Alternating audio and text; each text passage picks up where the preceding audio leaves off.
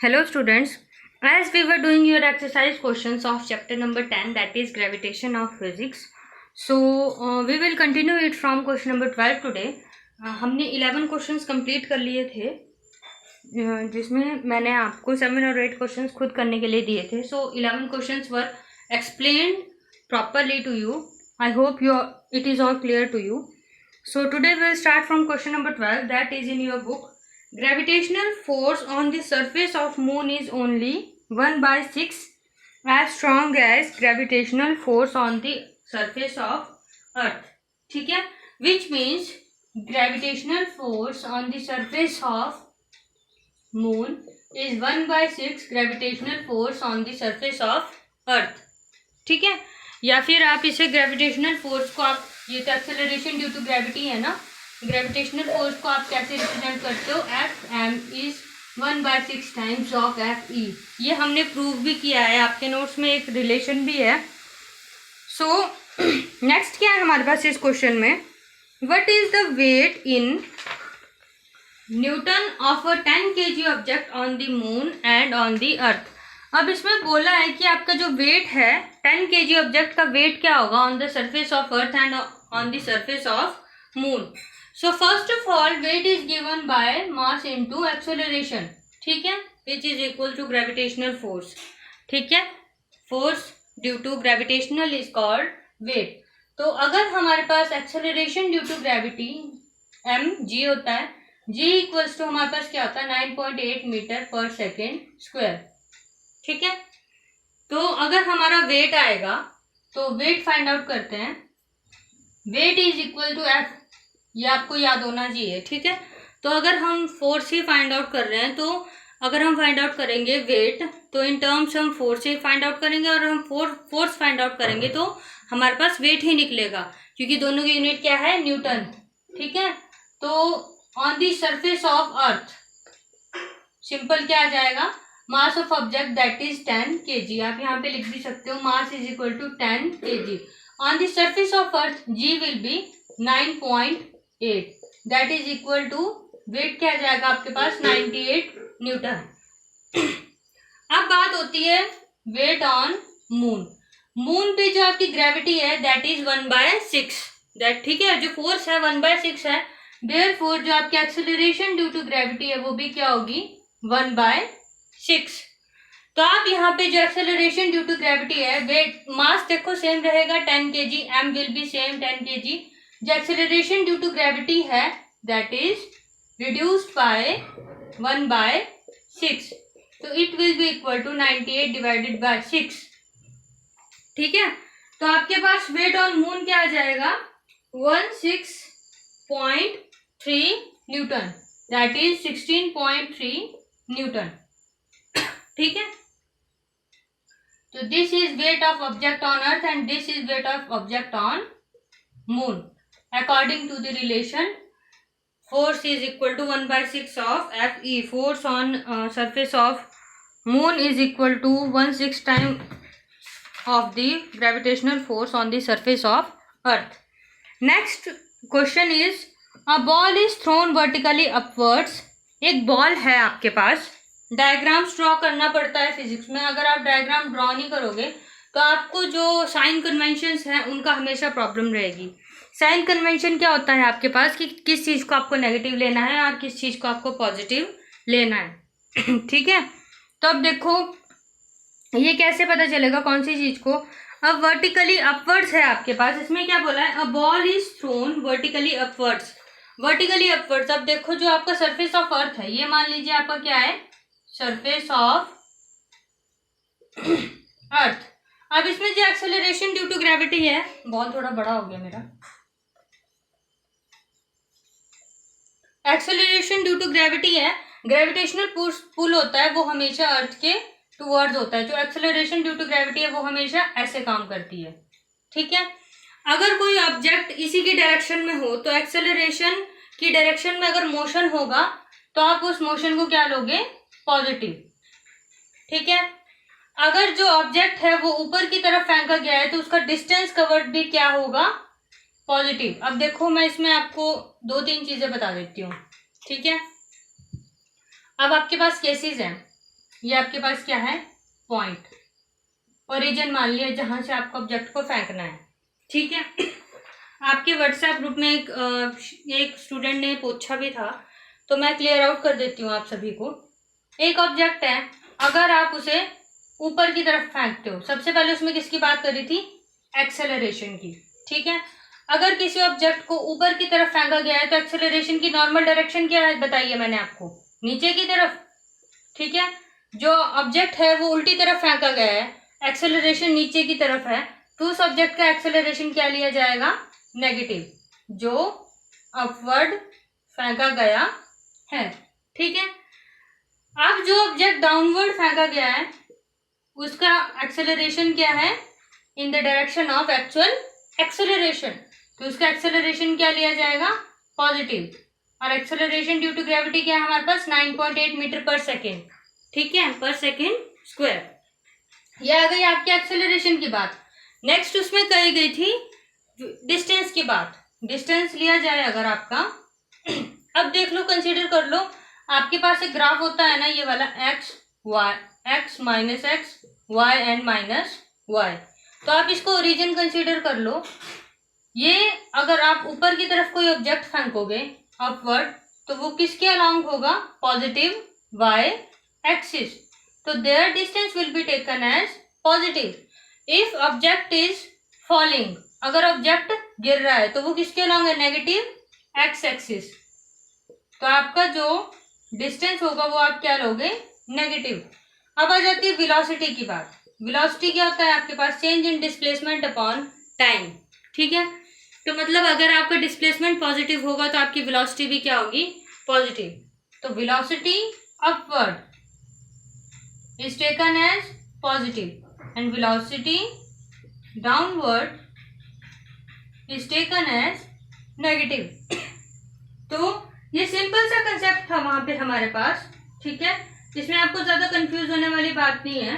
वैसे जो आपका वेलोसिटी है वो डिस्प्लेसमेंट पे डिपेंड करती है, तो डिस्प्लेसमेंट आपका इनिशियल और फाइनल पोजीशन पे डिपेंड करता है। अगर आपका ऑब्जेक्ट ऊपर फेंका है और उसकी फाइनल पोजीशन नीचे है तो वो क्या, पॉजिटिव ही लिया जाएगा। तो वेलोसिटी में वेरी, वेलोसिटी की जो है वो सिचुएशन पे डिपेंड करते हैं sign conventions, but these two are constant. ये हमेशा पॉजिटिव नेगेटिव ऐसे ही लेना है जैसे आपको बताए गए हैं। So coming back to a question, हमारा क्वेश्चन क्या था, there a ball is thrown vertically upwards.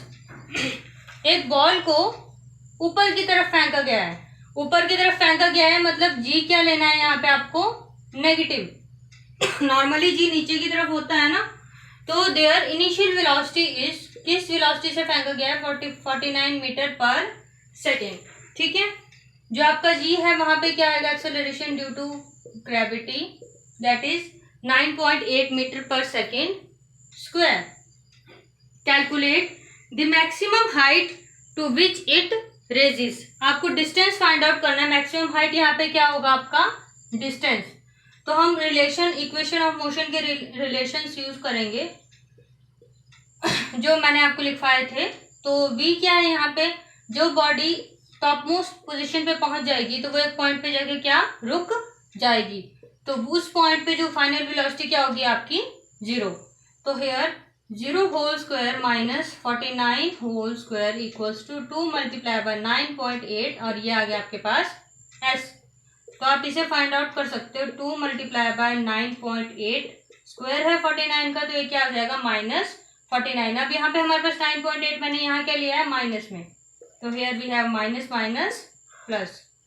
तो आप s इसको पूरा कैलकुलेट करके फाइंड आउट कर सकते हो। सो ये आपको खुद करना है, 49 multiply by 49 divided by 2 multiply by 9.8। ठीक है, ये आपको क्या फाइंड आउट करना था, height of object. Second point में आपको क्या फाइंड आउट करना है, the total time it takes to return the surface of earth. तो वो आपका सिंपल से इक्वेशन से निकल जाएगा, v is equal to U plus 80, 0 equals to 49 minus 9.8 into T. ठीक है। अब यहाँ पे आपका जो वेलोसिटी है वो क्या लेनी है आपको, माइनस।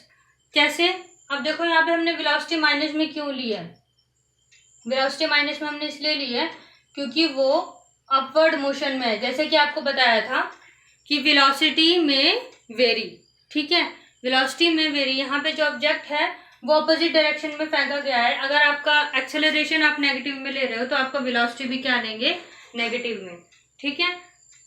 यहाँ पे स्क्वायर होने की वजह से जो इसका माइनस था वो कैंसिल आउट हो गया, बिकॉज माइनस माइनस प्लस, तो here we will have -49।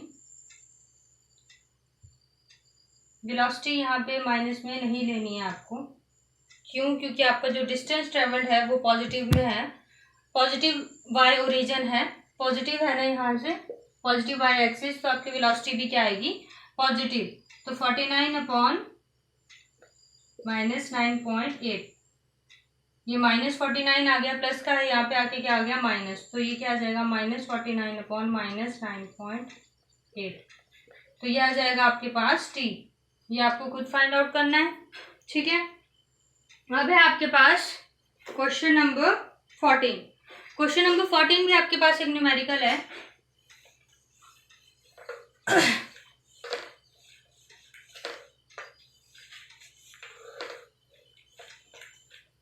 Maximum आपको क्वेश्चन नंबर 22 तक न्यूमेरिकल जी हैं सारे, तो मैं आपको बता देती हूँ कैसे करना है, खुद बाकी आप खुद करोगे calculations. So a stone is released from the top of a tower of height, एक टावर है उसकी टॉप से स्टोन फेंका गया है, मतलब stone is falling downwards, it is we have question number 14, ठीक है। तो स्टोन इज रिलीज्ड, तो यहाँ पे डिस्टेंस ट्रेवल दिया है आपको, दैट इज 19.6 मीटर। जब आप एक टावर से स्टोन फेंकोगे तो वह उसके ग्राउंड तक ही गिरेगा ना, तो मतलब उसके टॉप से ग्राउंड तक का डिस्टेंस ही वो ऑब्जेक्ट कवर करेगा। तो यहाँ पे distance covered by the object can be given as height of the tower. So calculate its final velocity just before touching the ground, हमें इसकी फाइनल वेलोसिटी फाइंड आउट करनी है, ठीक है, just before touching the ground. Initial velocity क्या होगी इसकी, यहाँ पे 0, क्यों, क्योंकि आपने कोई भी फोर्स अप्लाई नहीं करी है, वो यहाँ से फ्री फॉल हो रहा है। फ्री फॉल में आपकी इनिशियल वेलोसिटी क्या होती है, 0, तो we can use here v is equal to, आपको क्या फाइंड आउट करना है, v, ठीक है। तो हम यहाँ पे यूज कर सकते हैं v square minus u square is equal to 2gs। So v square minus 0 whole square, g क्या है आपके पास 9.8। अब देखो यहाँ पे acceleration due to gravity positive लेना है, क्योंकि वो अपनी नॉर्मल पोजीशन पे ही एक्सेलरेट हो रहा है, नॉर्मल सिचुएशन से ही, और ये क्या आपके पास 19.6। सो v स्क्वायर ये भी आपके पास 19.6 multiply by 19.6, v equals to root 19.6 multiply by 19.6, that equals to 19.6 metre per second. ये आ गया आपके पास फाइनल वेलोसिटी। फिर आपके पास question number 15। In this we have a stone is thrown vertically upward with an initial velocity of 40 metre per second.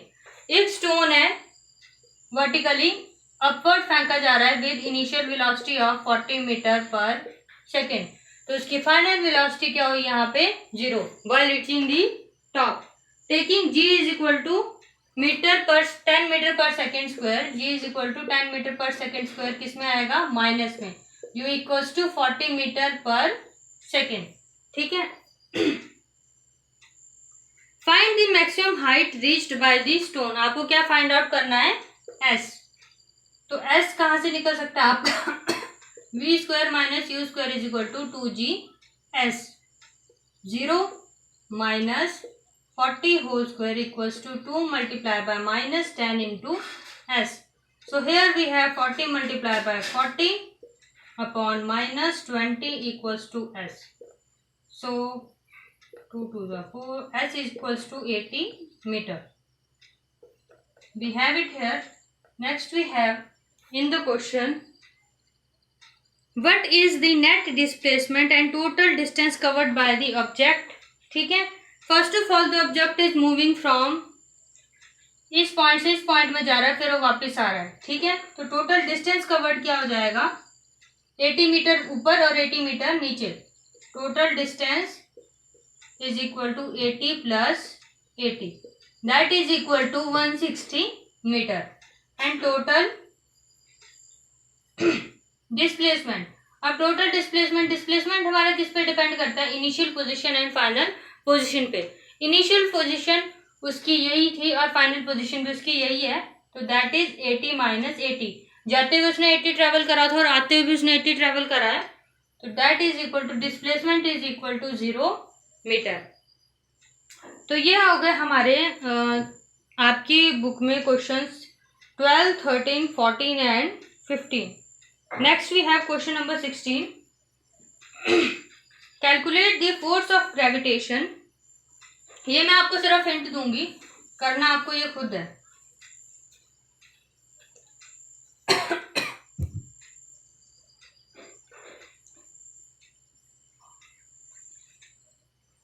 Calculate the force of gravitation between the earth and the सन।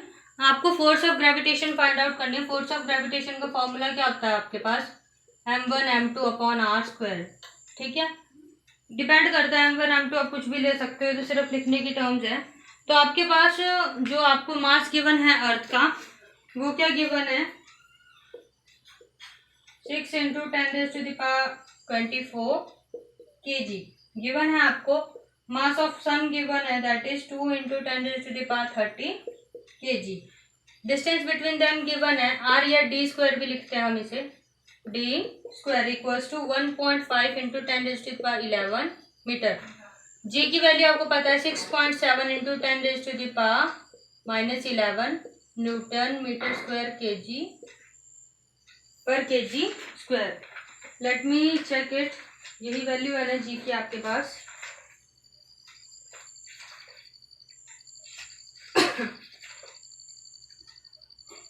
यही value है 6.7 × 10⁻11 newton meter square पर kg square. ठीक है, तो आपको सिर्फ इस formula में ये वैल्यूज पुट करनी है। 6.7 × 10⁻11 मास ऑफ अर्थ लिखना है 6 × 10⁻24 इंटू 2 × 10⁻30। डिस्टेंस का आपको स्क्वायर करना है 1.5 × 10⁻11 होल स्क्वायर। अब देखो यहाँ पे जो नीचे डिनोमिनेटर वाला है उसे सॉल्व करना बता देती हूँ आपको, ऊपर वाला आपको खुद सॉल्व करना है, या फिर आपको बता ही देती हूँ। 6 × 2, आप इंटीजर से एक तरफ लिख लीजिए और जो पावर्स वाली टर्म है वो एक तरफ। ठीक है, 10⁻24 × 10⁻30 1.5 × 1.5 इंटू 10⁻11 स्क्वायर है ना, इंटू 10⁻11। अब देखो मल्टीप्लीकेशन में होती है जो एक्सपोनेंट्स की पावर क्या हो जाती है? ऐड, जब वो मल्टीप्लीकेशन में होते हैं। ये वाला पार्ट नहीं करूंगी, ये वाला पार्ट आप खुद सॉल्व करोगे। सिंपल करना है, मल्टीप्लाई करके डिवाइड कर देना। पावर्स करके दिखा देती हूँ। 10⁻11 प्लस 24 प्लस 3। ठीक है, 10⁻11 प्लस 11, तो ये क्या आ जाएगा आपके पास? प्लस प्लस वाली टर्म्स प्लस कर लीजिए। 27 माइनस 11 10⁻22, तो ये आ जाएगा आपके पास 10⁻16 अपॉन 10⁻22। बाद में आप इसे सॉल्व करोगे तो जब डिवीजन में होती है एक्सपोनेंट्स की पावर क्या होती है? Minus. 10⁻16 minus 22 that is equal to 10⁻6। ठीक है, 10⁻6 आना चाहिए आपके पास आंसर में। ये वाली टर्म आपको खुद सॉल्व करनी है। तो ये आएगा आपके पास 6.7 multiply by 12 upon 2.25 multiply by 10⁻6। ये आप खुद सॉल्व कर लेना। और ये क्या आ जाएगा आपके पास? Force of gravitation between sun and earth. So this was your question number 16।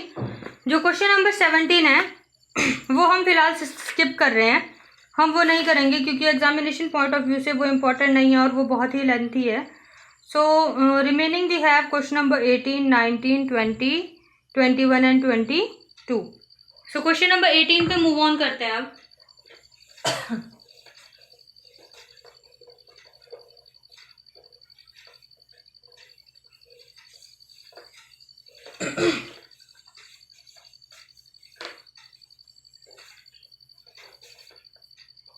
Question number 18 है आपके पास, A ball thrown vertically up returns to thrower after 6 seconds. एक बॉल को, एक थ्रोअर है जो बॉल फेंकने वाले को क्या बोलते हैं? Thrower. The person who is throwing the ball is called thrower.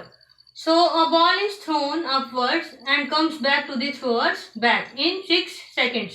मतलब कि उसका टोटल टाइम ऑफ ट्रेवल है point A to B and then from point B to A is 6 seconds. 6 seconds है तो मतलब उसने एक पाथ को A to B जाने में 3 seconds लगाए हैं और फिर B to A आने में भी 3 seconds लगाए हैं. ठीक है, कंसीडर कर लेते हैं हम ये. फाइंड दी जो ball the velocity with which it was throne. अब देखो जब बॉल को आपने थ्रो किया है तो उसकी फाइनल वेलोसिटी इस पॉइंट पे आके क्या हो जाएगी? 0. तो आपको इनिशियल वेलोसिटी फाइंड आउट करनी है यहाँ. So here g is taken as -9.8 metre per second square because the ball is thrown vertically upwards. Upwards आपको माइनस में लेना है, acceleration due to gravity. So here v is equals to 0. We have to find out u and time is given to us. So we can find it by v is equal to u plus g t. So v equals to 0. U we have to find out by 9.8 into 3. ठीक है, particular आपको path के लिए 3 seconds लेना है. Minus में लेना है आपको यहाँ पे 9.8 मैंने बोला है. सो u माइनस 29.4 equals to 0. So u equals to 29.4 meter per second. ये आप क्या आ गया first part. To find the initial velocity with which the ball was thrown. Next we have the maximum height it reaches and maximum height it reaches मतलब आपको क्या find out करना है? s. तो वो हम फाइंड आउट कर सकते हैं v square minus u square is equal to 2as. v we have here is 0 minus whole square 2 into minus 9.8 into s. 29.4 multiplied by 29.4 minus 2 multiplied by 9.8. So s you have to calculate on your own. s find out कर लेना आप लोग. its position after 4 second. उसकी position आपको 4 second में find out करना है. तो आपको पहले तो आपको डिस्टेंस ट्रेवल्ड इन आपको सिर्फ t equals to 4s put करना है. किसमें? s is equal to ut plus half at square में. ठीक है, ये आप लोग खुद कैलकुलेट करके देखना अगर आपका आ गया. ठीक है, नहीं फिर आप मुझसे पूछ सकते हो. Next we have question number 19. In what direction does the buoyant force of an object immersed in a liquid act. Simple सा है, बायंट फोर्स कहाँ लगती है? From the water towards the object in upward direction. Next in question number 20. Why a block of plastic released under the water come up to the surface of water due to buoyant buoyant force. ठीक है, simple सा लिखना है. कई books में, कई help books में आपको बहुत लंबा एक्सप्लेनेशन लिया है, इतना लंबा लिखने की जरूरत नहीं है. आपके पास अब क्वेश्चन नंबर 21 और 22 है, वो डेंसिटी से रिलेटेड है आपके पास. कर लेते हैं इनको भी फटाफट. The volume of 50 gram of substance, आपको मास ऑफ सब्सटेंस गिवन है और वॉल्यूम ऑफ सब्सटेंस गिवन है. मास ऑफ सब्सटेंस क्या दिया आपको? 20 gram and volume of substance is 20 centimetre cube. ठीक है, if the density of water is 1 ग्राम पर centimetre cube will the substance float और सिंक. तो पहले तो हम डेंसिटी ऑफ सब्सटेंस निकाल देते हैं, ds लिख लेते हैं इसे. दैट इज मास कितना दिया था? 50 ग्राम. 50 अपॉन 20, तो ये क्या जाएगा आपके पास? 2.5 ग्राम मीटर ग्राम पर सेंटीमीटर क्यूब. तो आपको डेंसिटी ऑफ वाटर क्या गिवन है यहाँ पे? डेंसिटी ऑफ वाटर गिवन है आपको 1 ग्राम पर सेंटीमीटर क्यूब. तो वाइडली नोन फैक्ट है, मैंने आपको बताया भी है, अगर किसी सब्सटेंस की डेंसिटी ज्यादा है तो वो क्या डूब जाएगा, और अगर किसी सब्सटेंस की डेंसिटी वाटर से कम है तो वो क्या करेगा, फ्लोट। तो here density of water is less than density of substance, therefore the substance will sink. Simple सी बात है, ठीक है। Next we have question number 22, in which the volume of a 50 gram sealed packed is 350 centimetre cube. Mass दिया है आपको 500 ग्राम, ठीक है। वॉल्यूम दिया आपको 350 centimetre cube. Will the packet float or sink if the density of water is 1 gram centimeter cube? What will be the mass of water displaced by the packet? सबसे पहले तो आपको बताना है कि जो सब्सटेंस है वो पैकेट फ्लोट करेगा या सिंक करेगा, और बताना है कि जो वाटर डिस्प्लेस्ड है उसका अमाउंट कितना है, बाय जब वो पैकेट पानी में जाएगा तो जो पानी बाहर निकलेगा उसका अमाउंट कितना है, ठीक है। तो first of all density of packet dp for packet 500 by 350, तो ये आ जाएगा आपके पास 1.428 ग्राम पर centimetre cube, which is greater than density of water, because density of water यहाँ पे भी क्या दिया आपको 1 ग्राम सेंटीमीटर क्यूब। तो सिंपल सी बात है, पैकेट विल सिंक, ठीक है। पैकेट सिंक हो गया आपका। अब आपको बताना है जो अमाउंट ऑफ वाटर डिस्प्लेस्ड किसके इक्वल होता है, volume of a substance. Archimedes principle के अकॉर्डिंग क्या है, the amount of water displaced by a substance is equal to the volume of the substance. So the amount of water displaced is equal to volume of substance, that is 350 centimeter cube, ठीक है। So thank you. आपकी इसी के साथ exercise पूरी हो जाती है और आपका chapter number 10 that is gravitation is also completed. This is all for today.